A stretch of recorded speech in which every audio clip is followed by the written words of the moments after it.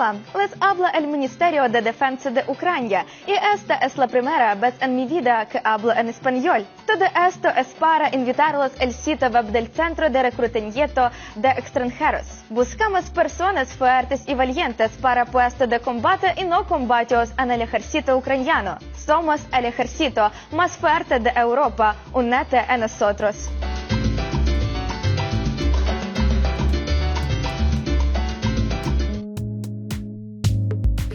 En su libro Contacto en Italia, la periodista mexicana Cintia Rodríguez narra el inicio de la expansión criminal en Europa de uno de los grupos delictivos más sanguinarios de México, los Zetas, que en ese 2008 de la guerra contra las drogas de Felipe Calderón mantenían el control territorial de la mitad de México. Habían entrado a través de 'Ndrangheta, una de las mafias italianas más viejas, y habían extendido redes hasta Alemania. La particularidad de las mafias es que tienen una capacidad enorme de adecuarse siempre a las nuevas situaciones y se ven beneficiadas cuando en algún país existe incertidumbre política institucional, escribió Rodríguez hace 2 décadas. El viernes pasado, en el marco de la reunión entre Vladimir Putin y Donald Trump en Alaska, trascendió en medios de comunicación internacionales la afirmación del expresidente ruso Dmitry Medvedev sobre la presencia de sicarios de cárteles mexicanos y colombianos en Ucrania. Según esta versión, los cárteles se alistan en el ejército ucraniano a través de la Legión Internacional de Defensa Territorial, no por un interés ideológico o político, sino con el objetivo de entrenarse en las últimas técnicas de guerra, en especial en el uso de drones de combate. En los últimos años ha quedado en evidencia la diversificación táctica del crimen organizado en zonas de conflicto, donde la disputa por el territorio está marcada por la utilización de tecnología de punta, como drones o vehículos blindados de artillería, marcando un punto de inflexión en la dinámica y evolución de la violencia en México. Recientemente, una investigación periodística reveló que el Centro Nacional de Inteligencia de México habría alertado al Servicio de Contrainteligencia de Ucrania sobre la presencia de mercenarios que eludían los filtros y controles iniciales para especializarse en guerra y después vender este conocimiento a organizaciones armadas criminales transnacionales. Ucrania se está convirtiendo en un foco mundial de entrenamiento táctico. Desde el inicio del conflicto con Rusia, el país se especializó en el desarrollo de vehículos aéreos no tripulados, que incluye desde su fabricación artesanal hasta el camuflaje térmico y el dominio de técnicas para no ser detectados. La presencia de empresas militares de señuelo que servirán para la formación de mercenarios varios abre la puerta a un necesario debate sobre nuevas modalidades de guerra y de actuación del crimen organizado. ¿Estamos ante un nuevo escenario de conflictos descentralizados e hipertecnológicos? ¿Hay una escuela global para aprender a matar? Hoy en La Base analizamos el campo de entrenamiento en el que se ha convertido Ucrania para los cárteles de droga y las implicaciones que puede llegar a tener esto para América Latina. Bienvenidas y bienvenidos. La Base América Latina.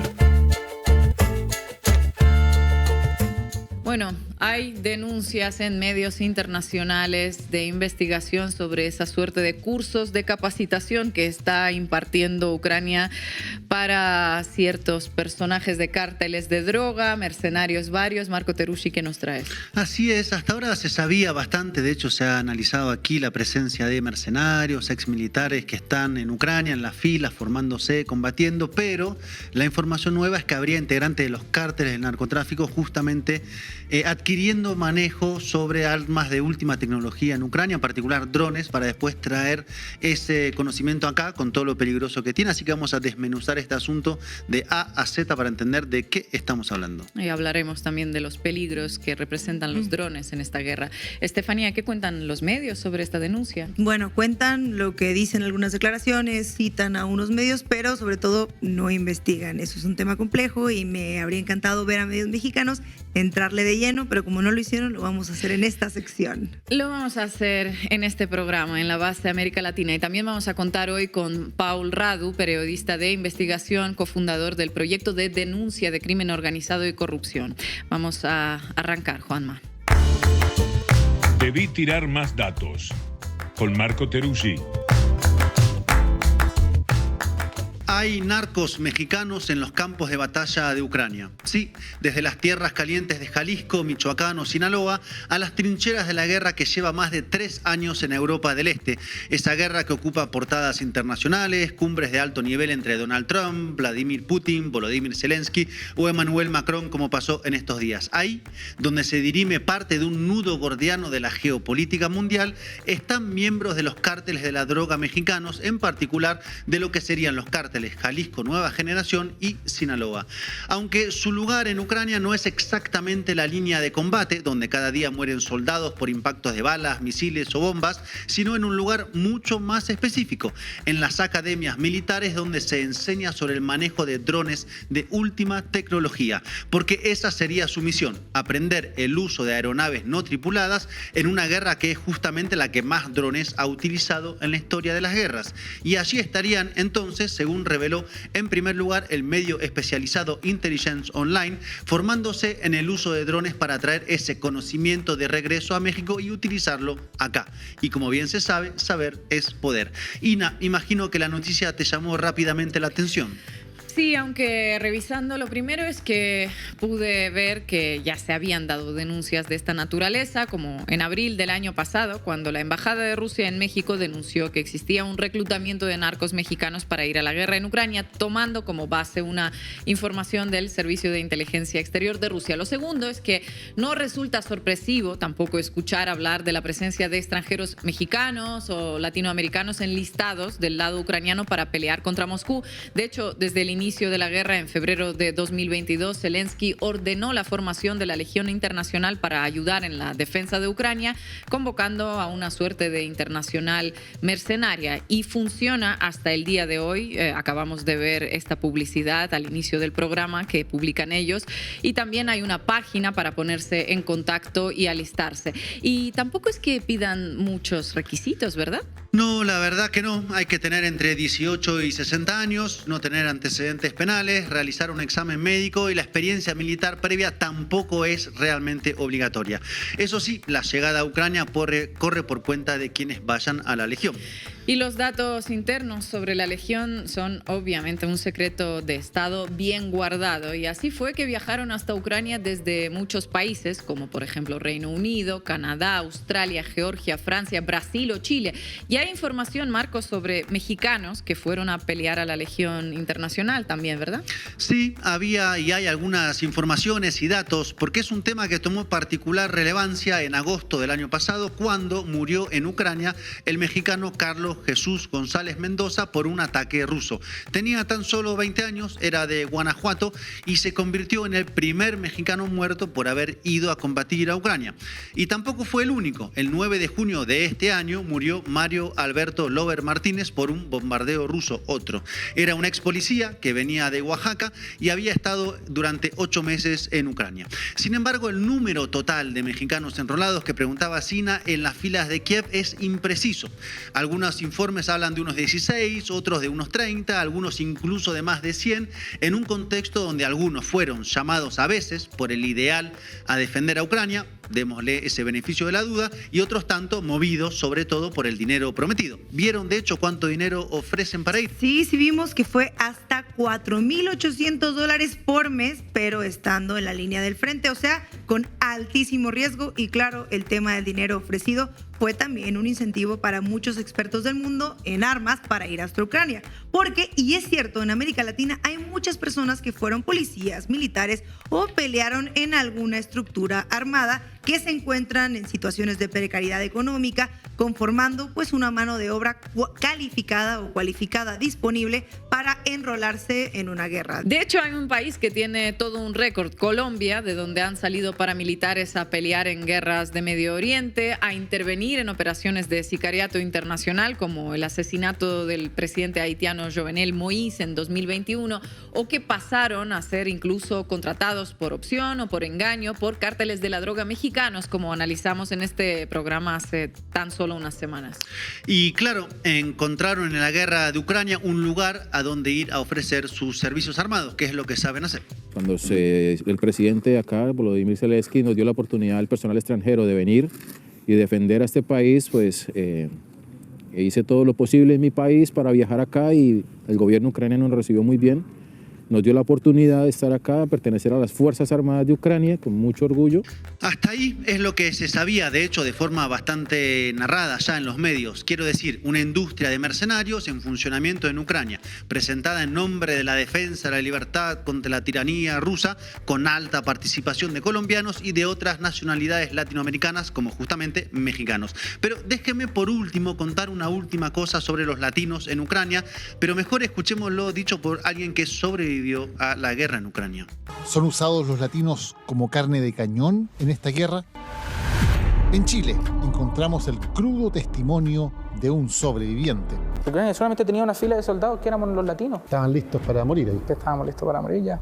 Nosotros no. Cuando entraban los comandantes de nosotros, los jefes de nosotros, ellos entraban con 7, 8 drones encima, entraban con equipo especializado, con sistemas antidrones para los drones rivales. ¿Por qué nosotros no teníamos esa garantía? Para Santino, las condiciones en que se les envía al frente son casi una condena a muerte. Nosotros nos hicieron caminar 7 kilómetros para poder llegar a una posición, siendo que en otros batallones, como el Carpaz, el 209, ellos llegaban los vehículos hasta la posición, los dejaban y salían, o muchas veces tenían que caminar un par de metros. No solo es falta de apoyo, también reclama por la escasez de equipos y armas. Bueno, esta es la verdad. Batallones de latinos puestos como carne de cañón en primera línea. Los pobres del tercer mundo a morir primero. Eso es lo que pasa en Ucrania. Ahora sí, vayamos a la noticia de los narcos mexicanos en Ucrania, que es diferente a su vez de todo esto que estamos contando. Sí, algo diferente porque en lo que contábamos hasta aquí, pues no hay nada ilegal. Sin embargo, en el caso de los narcos, la información indica que estos se infiltrarían dentro de las escuelas de formación de manejo de drones, ocultando, claro, de dónde vienen. Recordemos que, como decíamos, uno de los requisitos de la Legión Internacional es no tener antecedentes penales, algo que siendo parte de un cártel de narcos, digamos que no aplica. Bueno, por decirlo menos, aunque la realidad es que tomando en cuenta la falta de hombres en las filas del ejército ucraniano, es de suponer que este filtro no sea muy estricto con tal de que estés dispuesto a morir y sobre todo a matar. Asumimos que ese filtro no se aplica tampoco. Entonces, según la investigación, siempre según esa investigación, los integrantes de los cárteles que van a Ucrania irían a través de empresas militares privadas utilizadas como fachadas para hacerse pasar como voluntarios sin antecedentes criminales, con recomendaciones falsificadas y hasta pasaportes falsos. ¿Hay algunos nombres de esas empresas, Marco? Sí, en el informe se menciona, por ejemplo, a Grupo Roca Seguridad, Protección Ejecutiva Maya o Segurcol. Informaciones para corroborar, claro, pero que dan cuenta de lo que sería una estructura montada para que los cárteles mexicanos se perfeccionen, enviando a sus hombres a Ucrania para el manejo de drones. Pero antes de ir a las razones de infiltración de los cárteles en los campos de batalla europeos, hubo otra fuente más que confirmó el tema. El expresidente ruso y vicepresidente del Consejo de Seguridad, Dmitry Medvedev, dijo: la situación ha llegado al punto de incorporar sicarios de cárteles colombianos y mexicanos, el Clan del Golfo, Sinaloa, Jalisco Nueva Generación y otros. El reclutamiento de estos matones está a cargo de una empresa llamada Segurcol Ltd. De Medellín, dijo Medvedev. Ina, ¿lo habías visto, imagino? Lo había visto, sí, aunque bueno, Medvedev es una voz oficial bastante exaltada, incluso para el oficialismo ruso, hay que tenerlo en cuenta. Es una voz del gobierno de Rusia, por lo que, pues nada, hay que tomarlo como una denuncia hecha desde el Kremlin y desde su lado más belicista, para ser más precisos. Bien, y ahora sí vayamos a por qué infiltrarse desde los cárteles en escuela de formación de uso de drones de última tecnología. Porque primero hay que entender que Ucrania es un gran laboratorio de guerra, es decir, decir, ahí se están ensayando nuevos armamentos, entre los cuales justamente están los drones, como drones kamikazes que te persiguen hasta matarte, por ejemplo, drones de inteligencia y drones, claro, de ataque. Y detengámonos un segundo sobre este tema de los drones. Hace unos meses un reportaje del medio ruso Medusa dio cuenta de cómo, según todos los testimonios de soldados ucranianos en particular en aquel reportaje, cómo los drones han cambiado completamente la mera esencia de la guerra. Uno de los testigos dijo que los drones son un equivalente de las armas de destrucción masiva y que es imposible escaparles. 9 de cada 10 heridas son de hecho causadas por los drones. Drones como armas de destrucción masiva, muy importante para entender la implicación de que los narcos mexicanos se especialicen en su uso. Y respecto al tema del laboratorio que es Ucrania como guerra, bueno, del lado ruso el laboratorio es con armamento de su propia fabricación o de países aliados como Irán, y del lado ucraniano con armamento occidental, claro está, centralmente de la jugosa industria armamentística estadounidense. Entonces, acceder a ese conocimiento significa un saber de punta en materia tecnológica que se supone debería estar reservado a los ejércitos y no a cárteles de narcotraficantes. Porque no solo se trata de lo tecnológico, en este caso los drones, sino del uso de los mismos y de las nuevas tácticas de guerra. De hecho, ¿saben quiénes realizan las formaciones a los militares ucranianos en primer lugar, verdad? Instructores de países de la Organización del Tratado de Atlántico Norte, mejor conocida como, bueno, la Alianza Siempre Defensiva, ojo a esto, a OTAN. A ver, Ina, espérate tantito. Entonces, ¿quiere decir que los narcos mexicanos estarían aprendiendo a usar armamento de punta occidental en Ucrania con formación brindada por especialistas militares de la OTAN, que son quienes formaron a los ucranianos? ¿Es lo que me estás diciendo? Así como suena, estimada, y vayamos cerrando el círculo completo de este asunto. ¿De dónde son a su vez las armas de guerra que utilizan los narcos en México? Aseguro que nadie lo adivina. Charan, charan, charan. De Estados Unidos. Entonces, claro, vamos al círculo. Los narcos mandan a su gente a Ucrania a aprender a utilizar armas de punta de la industria armamentística gringa, que luego son las que ellos mismos usan en México contra el ejército, la Guardia Nacional y otros cárteles. Es como un curso de verano para regresar luego más fuertes a México. Y además hay como algo de cambalachesco en todo esto, ¿no? Porque es que en Ucrania se reúnen ahora ex policías, ex militares y narcos, todos juntos en la misma trinchera. Y claro, Ucrania lo presenta con el biribiri o el verso de la libertad, un relato que se cae bastante rápido cuando vemos quiénes son los muchachos que están allá. Y la pregunta es, ¿qué escenario se presenta con esta situación? Como dice el medio Intelligence Online, tal vez se cierne el espectro de una guerra descentralizada y criminal con drones, controlada desde las montañas de Sinaloa, las plantaciones del Cauca o las favelas del Río. ¿Podría desplegarse utilizando la experiencia importada directamente del campo de batalla de Ucrania? El panorama es distópico, pero no irreal, la verdad. Pensemos en sociedades muy desiguales, con amplias franjas de exclusión social, con grupos armados que controlan esos territorios y manejan armamento y táctica de guerra de última generación, en este caso drones. De hecho, ya pasa en algunos lugares de América Latina. Sí, desgraciadamente pasa en algunos lugares de América Latina, y son entonces grupos con armamentos, con capacidad de disputarle a las Fuerzas Armadas, a las policías, y así poder socavar el poder del Estado. Todo un futuro que ya llegó, como bien decís, o dice la canción de Los Redonditos de Ricota, pero que puede revertirse, claro, con decisión, con voluntad, con política y con denuncia de la responsabilidad de quienes nunca asumen su responsabilidad, como, claro, Estados Unidos, que envía armas a Ucrania de manera legal, armas a México de manera ilegal, forma militares y a mercenarios en su uso, y así perpetúa ese gran negocio para su industria que es la guerra. Gracias, Marco. Presunto miembro del Cártel del Golfo en Tamaulipas fue grabado portando una de las armas más exclusivas y poderosas, un Javelin, que en teoría se vende únicamente al ejército y ha sido utilizado durante la invasión a Ucrania, por ejemplo. En el mercado negro, esa arma que lleva a su derecha, la otra es una AK-47, a la derecha lleva esta arma que cuesta en el mercado negro unos entre $20,000 y $60,000. $20,000 y $60,000, y cada disparo cuesta aproximadamente $30,000. Un Javelin en manos de un narco, una denuncia de hace un año, diría yo. ¿Qué dicen los medios hoy en día sobre Bueno, el tema? vamos a ver, vamos arriba. Cuéntamelo todo y exagera, con Estefanía Veloz. El 10 de febrero en México se publicaron algunas notas sobre la entrevista del periodista estadounidense Tucker Carlson al coronel Daniel Davis. Segundo hecho, no suposición, el hecho es que el militar ucraniano está vendiendo un porcentaje enorme, hasta la mitad de las armas que les enviamos, la mitad. Y no estoy especulando sobre esto, sé que es un hecho, de acuerdo, no es especulación, y lo están vendiendo. Y mucho termina con los carteles de drogas en nuestra frontera.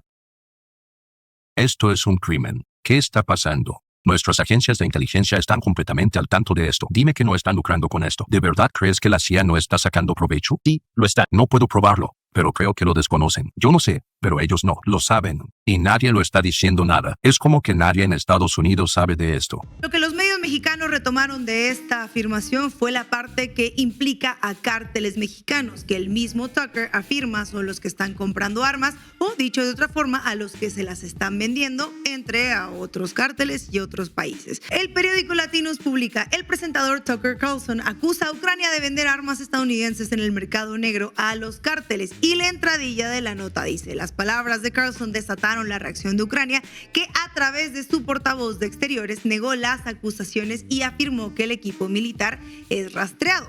La nota toma la declaración del portavoz del Ministerio de Asuntos Exteriores de Ucrania y nada más. El Reforma publica: acusa a Tucker Carlson a Ucrania de vender armas a cárteles, y en la nota solo retoma una vez más la declaración de Georgi Tiji. El financiero Tucker Carlson acusa a Ucrania de revender armas de Estados Unidos a cárteles mexicanos y dice: es un hecho. Abajo, en la entradilla de la nota, publica: el periodista estadounidense Tucker Carlson ha sido una voz particularmente crítica con Ucrania y con su presidente Volodymyr Zelensky. O sea que no lo vamos a tomar muy en serio porque es un crítico de Zelensky. Y está bien, hasta aquí todo bien. Los medios mexicanos escucharon una declaración que hace ruido, la retoman y escriben notas con el post que desmiente este dicho. Pero ninguna de estas notas, y de hecho de la mayoría de las notas que pude revisar, publicaron que en el 2023 CNN publicó: el organismo de control del Pentágono descubre que parte del armamento occidental enviado a Ucrania fue robado antes de ser recuperado el año pasado. En la nota se menciona que, según el informe que examinó el periodo de febrero a septiembre del año 22, la Oficina de Cooperación de Defensa de Kiev no pudo realizar el monitoreo de uso final requerido del equipo militar que Estados Unidos proporcionó a Ucrania en el año fiscal 2022. O sea que estos medios no se dieron la tarea de investigar siquiera, que de hecho sí existen informes en los que se dice que armas enviadas a Kiev terminan en otros lugares. Pues muy buen periodismo de investigación, como casi siempre, ¿no? Como casi siempre, y es lo único que les pedíamos. De hecho, la nota dice, de CNN literal: criminales, combatientes, voluntarios y traficantes de armas en Ucrania robaron algunas armas y equipos proporcionados por Occidente y destinados a las tropas ucranianas el año pasado, o sea, refiriéndose al 2022. Entiendo que las palabras de Tucker generen suspicacia, pero investigar si algo de esto existe debería ser parte de las notas que se publican en México, ¿o será que CNN también es crítico de Zelensky? En fin, pero esto mismo lo encontramos cuando se trata de hablar sobre narcos mexicanos en Ucrania. Cuando, como nos contaba Marco, se publicó un reporte de Intelligence Online citado por Defense News, publicó que supuestamente el Centro Nacional de Inteligencia de México, el CNI, advirtió en el 2025 a las autoridades ucranianas sobre la presencia de voluntarios mexicanos narcotraficantes en las filas del ejército ucraniano. La información saltó a los medios de manera bastante particular. Pero antes de esto, ¿tienes información sobre Intelligence Online? Imagino que, bueno, es un medio que debe ser algo más riguroso que Tucker Carlson, ¿no? Definitivamente mucho más riguroso. Intelligence Online es una publicación digital que se mete de lleno en el mundo de la inteligencia, la seguridad y la geopolítica, con un ojo puesto en lo que hacen los gobiernos y las empresas en lugares como Europa, Norteamérica, Oriente Medio y Asia. Hablan de cosas como espionaje, ciberseguridad, movimientos estratégicos, sacando información de fuentes abiertas y contactos bastante bien conectados. Es parte de Indigo Publications, una editorial francesa de periodismo de investigación bastante reconocida. De hecho, tiene buena fama entre algunos que saben de inteligencia, diplomáticos y empresarios, porque suele traer datos jugosos y análisis bastante profundos, aunque no es algo que lea a todo el mundo. Entonces, digamos que es un medio respetado en el mundo de la inteligencia, ¿no? Así es, y retomando esto, los medios mexicanos van publicando algo sobre esto. El Excelsior, narco mexicano se infiltra en Ucrania por drones, aprenden en la guerra. Proceso, sicarios de cárteles mexicanos y colombianos se infiltran en Ucrania para entrenarse en drones. Panam Post, narcos mexicanos se infiltran en el frente de batalla en Ucrania para aprender tácticas de guerra. Imagino que ya notaron un patrón aquí común, ¿no? Con las notas que leímos. Bueno, en un principio la cita del informe de Intelligence Online. Sí, y de hecho solamente hablan de ese informe sin más investigación y retomando a su vez las declaraciones del gobierno ucraniano que por supuesto desmienten todo esto, sin más. Pero hay otra cosa y es la palabra infiltran, porque curiosamente los medios mexicanos asumen que todo esto se trata de infiltraciones del narco. Y recuerdo que hicimos un programa sobre mercenarios colombianos que no eran unos infiltrados precisamente, ¿verdad? Buena pregunta, Ina, y buena memoria. Vamos a ver algunos titulares un poco más nuevos. El País publica: Colombia, el gran exportador de mercenarios en el mundo. El único culpable de que tanto se vayan al exterior es el gobierno, que es indolente. Miles de exmilitares son contratados por grandes sumas para luchar en guerras o para servir como escoltas privados en el extranjero. Según El País, los exmilitares colombianos o exparamilitares son contratados y no infiltrados, lo que implica pues ya una transacción económica. Pero si vimos un video sobre reclutamiento de Ucrania, pues supongamos que así se infiltraron, no es tan complejo. Podríamos suponer que así se infiltraron. Pero es que esa es la pregunta: ¿son infiltrados o son contratados? Y basta con investigar para saber que sí hay un intercambio económico, y si este intercambio económico existe, pues es un contrato.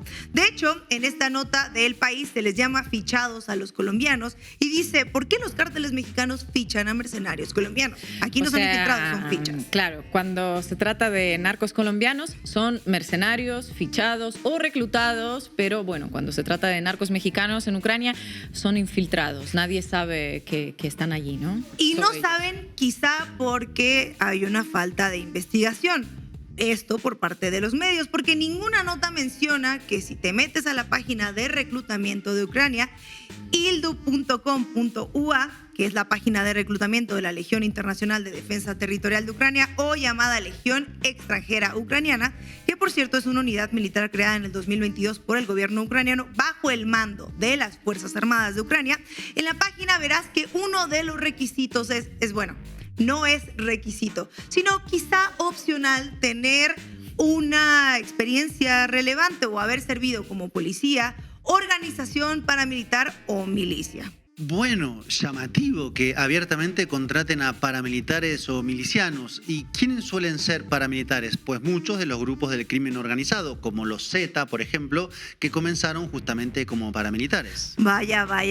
Así que los medios mexicanos no investigaron siquiera si en efecto para Ucrania es necesario, o como dice la página, opcional, pero preferiblemente, y expuesta en la página como ven ustedes, experiencia relevante, tener experiencia que venga de donde venga. Y desmentir con un comunicado de Ucrania Tucker es muy fácil. Sospechar de un medio internacional, sobre todo citando nada más esta publicación, también es fácil. Pero meterse a investigar los requisitos para qué significa ser voluntario en Ucrania es mucho más fácil aún y tiene mucho más rigor periodístico. Entonces, si un ejército recluta a extranjeros de preferencia con experiencia con armas y combates, ¿los narcos mexicanos son infiltrados o son reclutados? Y sobre todo si les pagan, ¿no? Vamos a convenir en eso. Según los medios, pues es lo primero, pero según las pruebas del mismo gobierno ucraniano, lo segundo. Y según los titulares, las palabras que deciden usar con tal de no investigar, pues ahí se lo dejo a ustedes. Lo que llama la atención es la incapacidad para investigar de los medios, que van retomando declaraciones sin hacer lo único que tienen que hacer, que es periodismo.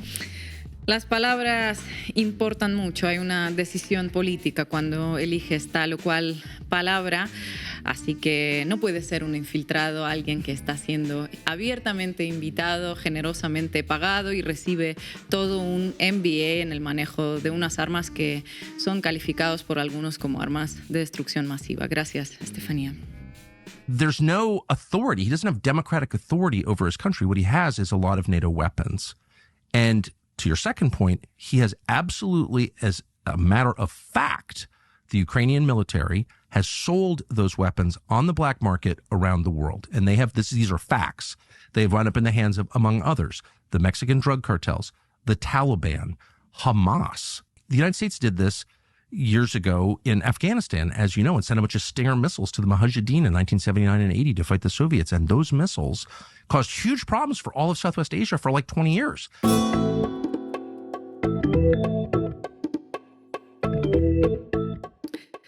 Es una pena, ¿no? Cuando Tucker Carlson diga más que todo un coro de medios nacionales que deberían investigar ese asunto. Hoy en la mesa de análisis contamos con el periodista de investigación Paul Radu, cofundador del proyecto de denuncia de crimen organizado y corrupción, que ha dedicado gran parte de su carrera periodística a exponer redes de corrupción y redes de crimen organizado por el mundo. Paul, muchísimas gracias por acompañarnos en La Base. Hola, buenas tardes y gracias por la invitación de hablar sobre estos importantes temas. Y te hago la primera pregunta. ¿Cuál es la importancia de Ucrania como esta suerte de laboratorio de guerra y qué implica que cárteles de droga adquieran esos conocimientos militares? La verdad es que cada guerra es una oportunidad enorme para grupos de crimen organizado transnacional. Porque es claro que en tiempos de guerra no hay leyes, no hay reglas, ¿no? Todo se puede. Entonces, claro que como Ucrania está ahora territorio de guerra, ¿no? Que con la invasión rusa y con todo eso, que hay grupos de crimen organizado que analizaron las oportunidades que hay en esas regiones. Y esas regiones son como la conexión, ¿no? Entre zonas de Asia y Europa y la Unión Europea. Entonces, son zonas de oportunidad de negocios. Cuando se habla de tráfico de drogas, tráfico de armas, claro, ahorita, y tráfico de todo tipo de elementos, de uranio, de otros tipos de cosas. Entonces, sí, hay una oportunidad clara de aprender, de hacer negocios criminales y también de reclutar futuros miembros para los grupos de crimen organizado. Y estoy hablando de ambos lados, del lado ruso, del lado ucranio, de todos lados, porque en cada de esos países hay elementos, ¿no? Que son involucrados con crimen organizado, porque no debemos olvidar que en mayoría en la parte rusa hay como personas de las prisiones rusas que están luchando ahorita en Ucrania.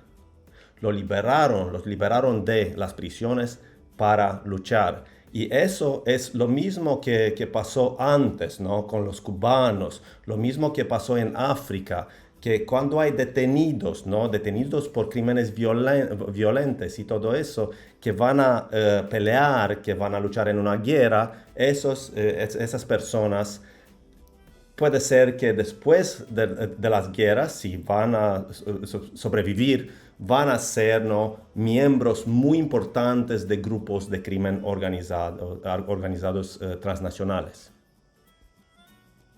Paul, un gusto saludarte. Yo te preguntaría, ¿qué credibilidad le otorgas a las filtraciones que retomamos y que también van retomando los medios? Sobre las filtraciones, lo que puedo decir es de no olvidar que las filtraciones son armas de guerra. Que en esos tiempos de violencia, de guerra, de invasiones, ¿no? Estas filtraciones son armas de guerra. Y también lo que creo que debes tener en cuenta es que en la vieja Unión Soviética, donde Ucrania y Rusia, ¿no? Eran juntos, ¿no? Eran el mismo territorio, decimos, que en esta época, en los 60s, los 70s del siglo pasado, ¿no? Era una regla de utilizar crimen organizado, de utilizar todos esos tipos de formas de desinformación y de filtraciones y todo eso como armas de guerra. En mi país, que no era parte de la Unión Soviética, pero era parte del bloque, ¿no? Era también que los rumanos con los rusos involucraron para desarrollar, ¿no?, nuevas rutas para grupos de crimen organizado, para hacer tráfico de drogas, tráfico de armas, tráfico de personas, de todo. Entonces sí que en esta parte del mundo se utiliza crimen organizado como arma de guerra, pero porque ahorita hay más vínculos transnacionales entre grupos, decimos, de México o de África o de Asia y grupos europeos. Entonces, claro que la guerra en Ucrania, la invasión rusa en Ucrania, es una oportunidad muy grande de desarrollar nuevas redes y de aprender cómo se puede luchar de una manera muy eficaz contra, ¿no?, las fuerzas armadas de un país, porque es guerra y son fuerzas armadas, ¿no?, y todo eso. Entonces sí que puede ser que hay una forma de cooperación entre crimen organizado y las fuerzas armadas, pero yo creo que es más del lado ruso, porque el lado ruso con el KGB, con el KGB, ¿no?, tenía todos estos vínculos con los grupos criminales, ¿no?, de Europa Oriental, de toda parte del mundo, de las 70, 60, 80 del siglo pasado. Entonces, yo creo que tiene más interés Rusia de desarrollar estas cooperaciones que Ucrania. En Ucrania, el fenómeno era que hasta 2014 sí que los vínculos con grupos de crimen organizado eran mucho más fuertes, pero después de 2014 cosas cambiaron. Y eso es una de los problemas, ¿no?, que empezaron la guerra, ¿no? Los oligarcos ucranios y los oligarcos rusos, a ambos no le convinieron, ¿no?, esta situación con más transparencia, con más sociedad civil, con más democracia. Paul, muchísimas gracias por tu análisis. Gracias. Y llegamos al final del programa. No se olviden suscribirse al canal de YouTube La Base América Latina. Es muy importante para que nuestra comunidad siga creciendo. Darle un me gusta a este programa, compartirlo en sus redes sociales. Y si quieren seguir apoyando, también pueden hacerse socias y socios de Canal Red escaneando el QR que ven en pantalla. Mañana a las 18 de Ciudad de México, en este mismo lugar. Hasta pronto.